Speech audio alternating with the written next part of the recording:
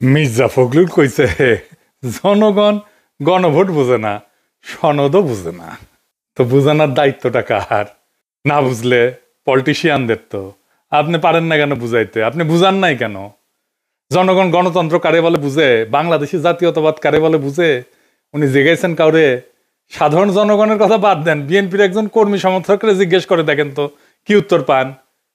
এর মধ্যে দেখলাম জয়নুল আবেদিন ফারুক গণভোটে না ভোট দেওয়ার আহ্বান জানাইছে।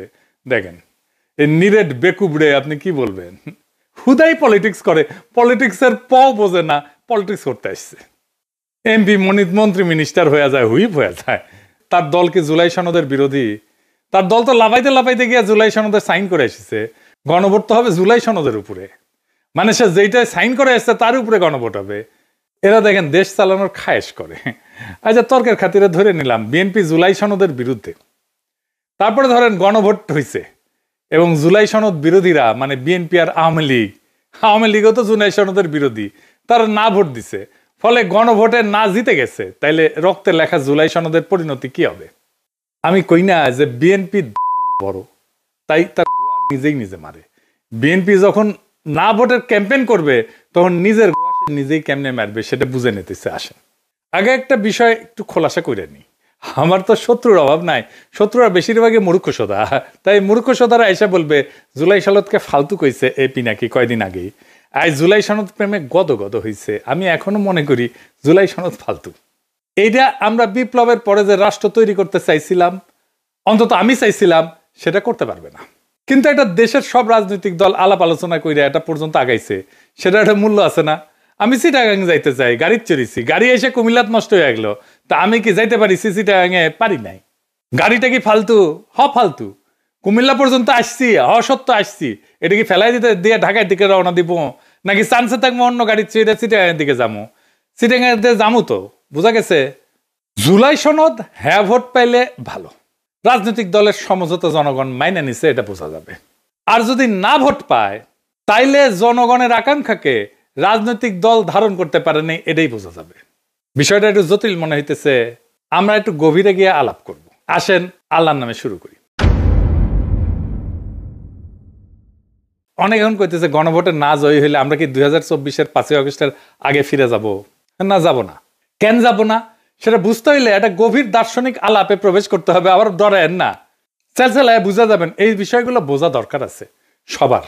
এটা না বুঝলে রাজনৈতিক দলগুলো সবসময় মাথায় কাঁঠাল ভেঙে খাবে আর ধুনফুন বুঝাবে, ওরা নিজেরাই বুঝে না। তো ইতিহাসকে, রাজনীতিকে, ঘটনাকে ব্যাখ্যা করতে শিখবেন, তাইলে মজা লাগবে। এরপরে কখনো পিনাকির ভিডিও যদি নাও আসে তাইলে নিজে নিজে পথ চিনে নিতে পারবেন। এটাতেই বুঝবেন কেন হাসিনা বা আওয়ামী লীগের প্রত্যাবর্তন আর সম্ভব না। এই দার্শনিক আলোচনায় বুঝবেন কেন বাংলাদেশ আর কখনো পাকিস্তান হবে না, এটাও বুঝবেন। কেন বাংলাদেশকে আর কখনো পদানত করতে পারবে না ইন্ডিয়া, এটাও বুঝবেন। আসেন এই আলাপে ঢুকি। 2024 বলেন, 1971 বলেন, বা ফরাসি বিপ্লব বলেন, এগুলো বুঝতে হলে আমাদের একজন ফরাসি দার্শনিক আলাবাদিউরের শরণাপন্ন হইতে হবে, নাইলে আমরা কখনো 2024 বুঝবো না। আর সারাক্ষণ আতঙ্কে থাকবো এই হাসিনা বোধহয় চট করে ঢুকে গেল, আবার ফ্যাসিবাদ ফিরে আসলো নাকি। উনি জন্ম নিয়েছিলেন 1937 সালে, আমার চাইতে 30 বছরের বড়। একজন ফরাসি দার্শনিক, সাহিত্যিক, নাট্যকার, রাজনৈতিক চিন্তাবিদ, একসাথে মেলা কিছু, একই অঙ্গে অনেক রূপ। আলাবাদিও জনগণের জীবনের সেই মুহূর্তগুলোকে বুঝতে চান, বোঝাইতে চান যেখানে পুরনো নিয়ম ভেঙে পড়ে এবং নতুন সত্য জন্ম নেয়। আমাদের জন্য খুবই প্রাসঙ্গিক। তিনি মনে করেন সত্য নির্দিষ্ট ঘটনার মাধ্যমে প্রকাশিত হয় এবং মানুষ সেই সত্যর মাধ্যমে নতুন পরিচয় তৈরি করে। তার মূল দার্শনিক অবদানগুলোর মধ্যে একটা হইতেছে ইভেন্ট থিওরি। এরই ওনার সবচেয়ে বড় অবদান। তিনি বলেন যে সমাজ সাধারণত স্থিতিশীল অবস্থায় থাকে, এটাতে উনি বলছেন বিইং। হাসিনার আমলে যখন সবাই মনে করতেছিল আর কিছু হবে না, হাসিনা না মরা পর্যন্ত ক্ষমতায় থাকবে, সেইটা হইতেছে বিইং। কিন্তু হঠাৎ কিছু মুহূর্ত আসে যখন আগে সব নিয়ম ভেঙে যায়, এটাকে বলেন উনি ইভেন্ট, এবং নতুন সত্য তৈরি হয়।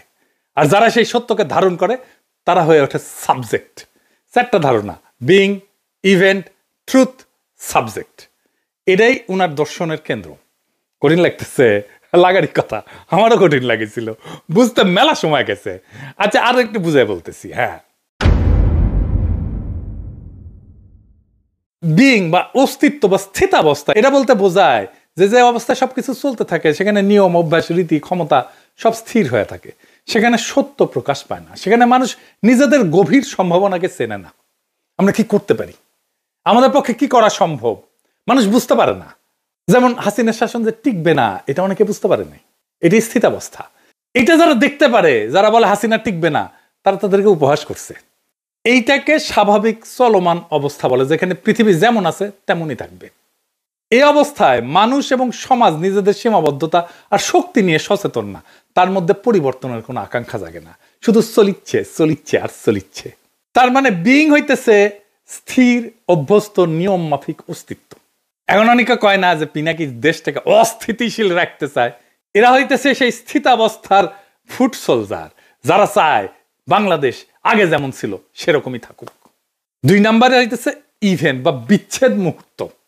ইভেন্ট হইল যেই মুহূর্ত স্বাভাবিক অবস্থার ভিত ফাটায় চুরমার কইরা দেয়। এই বিইং বা স্বাভাবিক অবস্থা, স্থিতাবস্থা, এটার ভিত একেবারে চুরমার করে দেয়, ওইটাকে ভেঙে নতুন সম্ভাবনার দ্বার খুলে দেয়, যার আগমনটা আগের নিয়ম দিয়ে ব্যাখ্যা করা যায় না, যা হঠাৎ সত্যের আবির্ভাব ঘটায়। তাই ইভেন্ট আসলে একটা বিচ্ছেদ, এটাকে উনি বলছেন রাপসার, ভেঙে পড়ে, যেখানে পৃথিবী আগের মতো থাকে না, বাংলাদেশও আগের মতো নাই 2024-এর অগাস্ট বিপ্লবের পরে। এই ইভেন্টে হঠাৎ সত্যের উদ্ভব ঘটায়, পুরানো নিয়ম থেকে বিচ্ছেদ ঘটায়।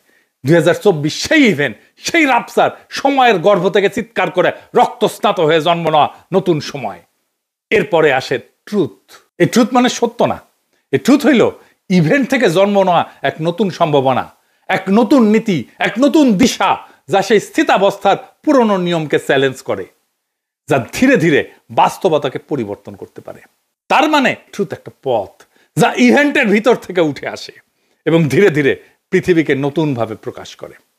ট্রুথ হইতেছে ইভেন্ট থেকে জন্ম নেওয়া এক নতুন সম্ভাবনার পথ।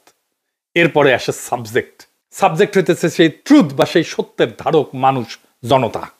বাদিউ বলেন যে মানুষ জন্মগতভাবে সাবজেক্ট না, সাবজেক্ট হয়ে উঠতে হয়। ইভেন্টের সত্যকে গ্রহণ কইরা ট্রুথের প্রতি বিশ্বস্ত থেকে নতুন পথকে রক্ষা এবং এগিয়ে নিয়ে পুরনো বিইং এ ফিরে না যাওয়াটাই হইতেছে সাবজেক্টের কাজ।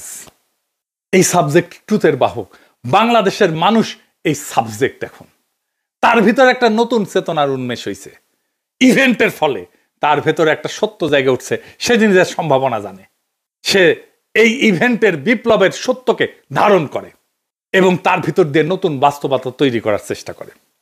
সাবজেক্ট সবসময় ইভেন্টের সত্যকে নিজের দায়িত্ব হিসেবে গ্রহণ করে। 4টা ধারণা সম্পর্কে আবারও এডিটর সাহেব পাশে লিখে দেন। অস্তিত্ব বা বিইং, যে অবস্থায় আমরা চুপচাপ চলি। 2 নাম্বার ইভেন্ট, যা সেই অবস্থায় ফাটল ধরায়, রাপচার ঘটায়, ভেঙ্গে ফেলে, যা বিপ্লব 2024-এর। ট্রুথ, যে নতুন দিশা সেই রাপচার থেকে, ইভেন্ট থেকে জন্মায়। সাবজেক্ট, যে মানুষ সেই নতুন দিশাকে ধারণ করে আগায় যায়। এক বাক্যে যদি বুঝায় বলি, অস্তিত্বের নীরব স্থবিরতার মধ্যে হঠাৎ ঘটে যাওয়া বিপ্লব থেকে যে নতুন সত্য জন্ম নেয় এবং যে জনগোষ্ঠী সেই সত্যের প্রতি বিশ্বস্ত থাকে, সেই পরিণত হয় সাবজেক্টে। তাহলে জুলাই সনদের নৈতিক ভিত্তি কি, ইভেন্ট নাকি ভোট?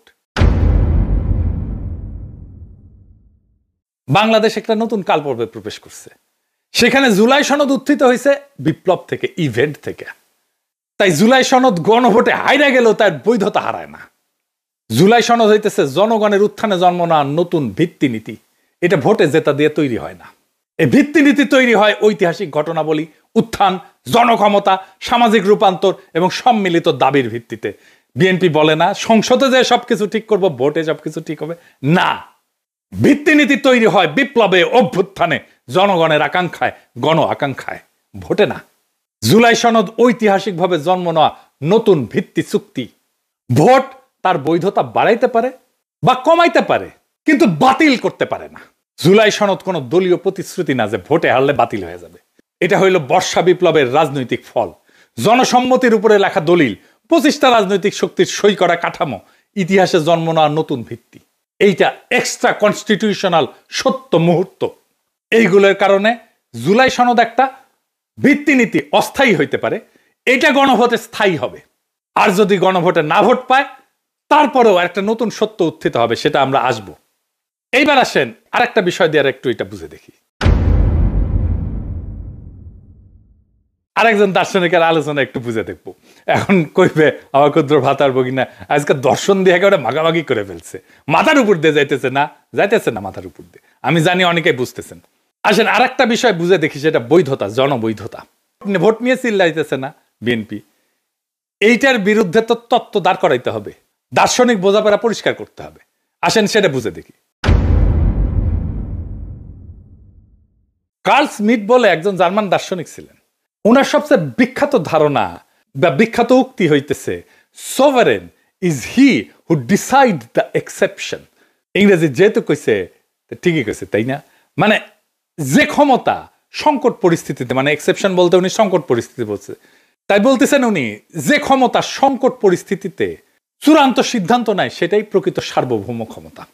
আর একটু বুঝে দেখি, খুব চমৎকার একটা বিষয়। কিন্তু সংবিধান ভেতরে নিয়ম সাধারণ সময় চলে, কিন্তু সংকট এলে সংবিধান কাজ করে না, নিয়ম কাজ করে না, সিদ্ধান্তই রাজনীতিকে নির্ধারণ করে।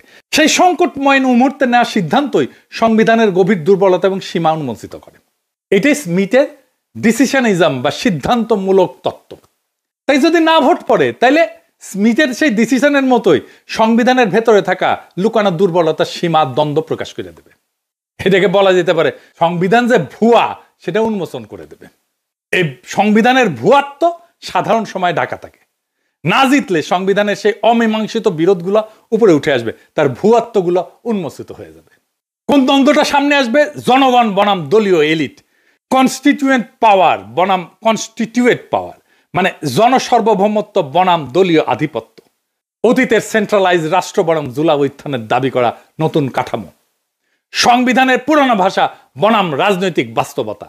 সংবিধান সাধারণ সময়কে নিজেকে সম্পূর্ণ দেখাইলেও স্মিথের মতে সংকটে তার আসল দুর্বলতা প্রকাশ পায়।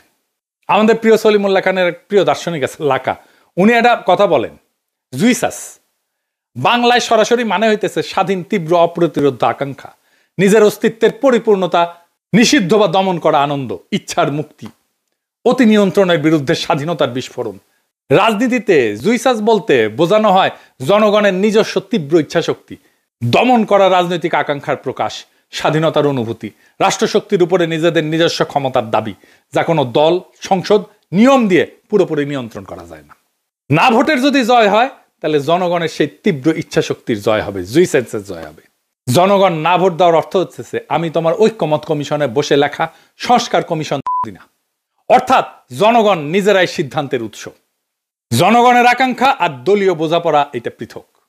জনগণ সংবিধানের উপরে কনস্টিটিউয়েন্ট পাওয়ার হিসেবে, সার্বভৌম ক্ষমতা হিসেবে আত্মপ্রকাশ করবে না ভোটের মাধ্যমে। তাইলে হ্যাঁ ভোট দিলে জুলাই সনদ জনগণের ভোটে বৈধ হবে, না ভোট দিলে জনগণের ভোটে সংবিধানের সীমা উন্মোচিত হবে।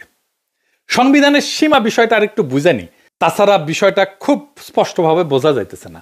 একই জিনিস বারবার আসতেছে বলে বিরক্ত হয়ে না, এই বিষয়টা খুব গভীরভাবে আমাদের বুঝে থাকা দরকার। খুব জটিল বিষয়, কিন্তু এটা না বুঝলে আমাদের মাথায় কিন্তু সবসময় কাঁঠাল ভেঙে খাবে। সংবিধানের গভীর দুর্বলতা বা সীমা বলতে আসলে কি বোঝানো হয়? সংবিধান সবসময় দুইটা স্তরে কাজ করে। কনস্টিটিউয়েন্ট পাওয়ার, পাশে লিখে দেন এডিটর সাহেব, লেখা, নিয়ম, ধারা, প্রতিষ্ঠান। আর কনস্টিটিউয়েন্ট পাওয়ার, জনগণের মূল সার্বভৌম ক্ষমতা। সংবিধানের দুর্বলতা তখনই প্রকাশ পায় যখন লেখা নিয়ম বা কনস্টিটিউয়েন্ট পাওয়ার, যেটা জনগণের আসল ইচ্ছা বা সার্বভৌম ক্ষমতাকে ধরে রাখতে পারে না। মানে হইতেছে আমরা জনগণ যেটা পাই সেটাই সার্বভৌম ক্ষমতা, কনস্টিটিউয়েন্ট পাওয়ার। আর কনস্টিটিউয়েন্ট পাওয়ার সেটা হইতেছে এই জনগণের ইচ্ছা থেকে যেই ক্ষমতা সংবিধানের মাধ্যমে লিখিত হয়। বোঝা গেছে? আমার ইচ্ছাটা হচ্ছে সার্বভৌম ক্ষমতা, লেখালেখিটা হচ্ছে কনস্টিটিউয়েন্ট পাওয়ার।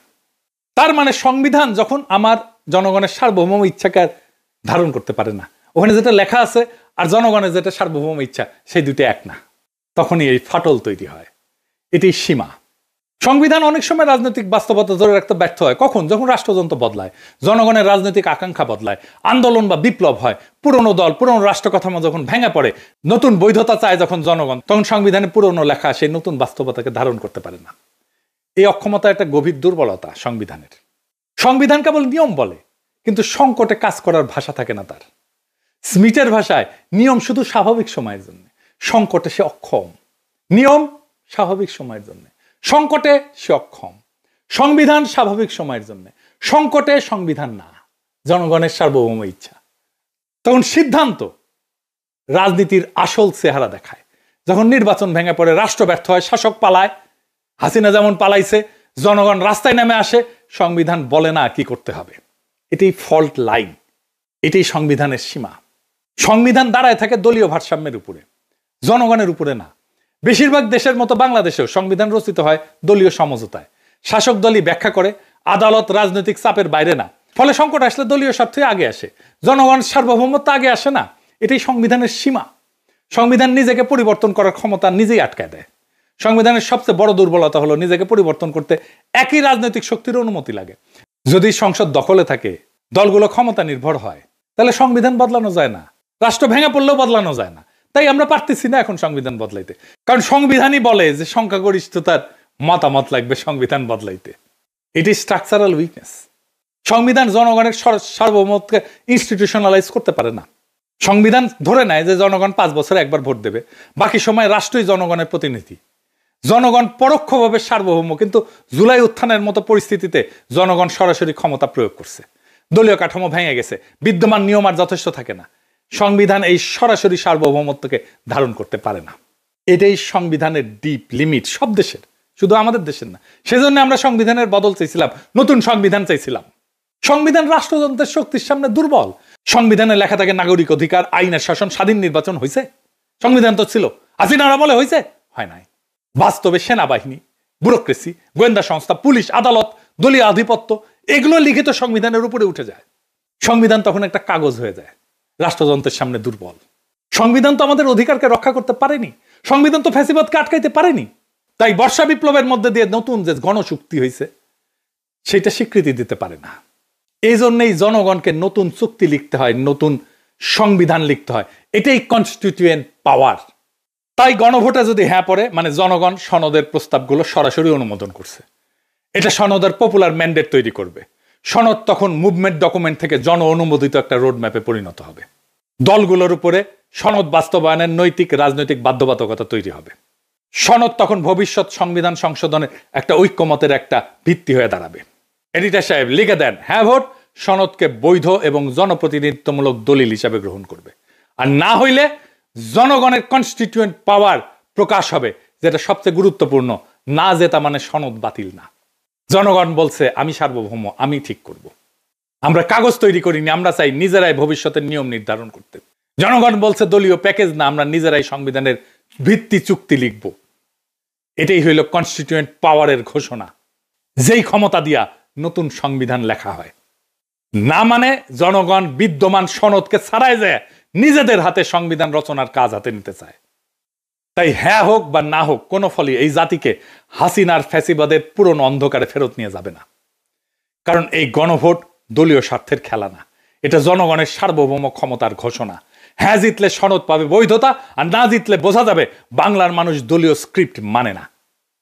তারা নিজেরাই নিজেদের ভবিষ্যৎ এবং সংবিধান লেখার দায়িত্ব নিতে চায়। গণভোটের ফল যাই হোক, এটা একটাই সত্য প্রকাশ করে, রাষ্ট্র আর দলের না, জনগণের। এটাই বর্ষা বিপ্লবের বিজয়, এটাই ছাত্র জনতার বিপ্লবের বিজয়, এটাই 2024-এর বিপ্লবের বিজয়। ইনকিলাব জিন্দাবাদ।